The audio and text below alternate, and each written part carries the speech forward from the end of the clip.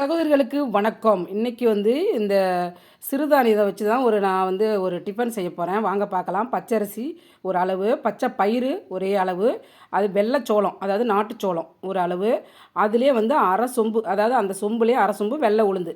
நான் உதயம் உளுந்து தான் எடுத்திருக்கேன். 3 வாட்டி கழுவிட்டு வந்துட்டேன். 2 மணி நேரம் ஊறட்டும். அதுக்கப்புறம் நான் அரைச்சிட்டு உங்களுக்கு காமிக்கிறேன். அரைச்சிட்டேன் பாருங்கள். நம்ம இட்லி பாதத்திலே அரைச்சி உப்பை சேர்த்து கரைச்சி வச்சாச்சு. பாருங்கள் 5 மணி நேரம் கழித்து ஓப்பன் பண்ணி பார்க்குறேன். அப்படியே நல்லா புளிச்சிருச்சு பாருங்கள். நம்ம இட்லி பானையில் இதை மாதிரி ஊற்றிக்கலாம். நான் ஒரு தக்காளி சட்னி ரெடி பண்ணி வச்சுருக்கேன். சூப்பராக இருக்கும் பாருங்கள். நம்ம ஹெல்த்தியானது தான். குழந்தைங்கள்லேருந்து பெரியவங்க வரைக்கும் சாப்பிட்லாம். நீங்களும் இதை மாதிரி ட்ரை பண்ணி பாருங்கள். சகோதரிகளே, இந்த இட்லியை நான் செஞ்சு சாப்பிட்டு தான் அடிக்கடி செய்வேன். அதனால தான் உங்களுக்கு நான் இப்போ இந்த வீடியோ அப்லோட் பண்ணுறேன். நீங்களும் இந்த மாதிரி செய்து சாப்பிட்டு பாருங்கள். கமெண்ட் பண்ணுங்கள். சகோதரிகளை சப்போர்ட் பண்ணுங்கள், சப்ஸ்கிரைப் பண்ணுங்கள், லைக் பண்ணுங்கள், ஃப்ரெண்டுங்களுக்கு ஷேர் பண்ணுங்கள். பாருங்கள் பஞ்சு மாதிரி இருக்குது பாருங்கள். சுட சுட ஒரு தக்காளி சட்னியோட செம்மையாக இருக்குது. வேறு லெவலாக இருக்குது.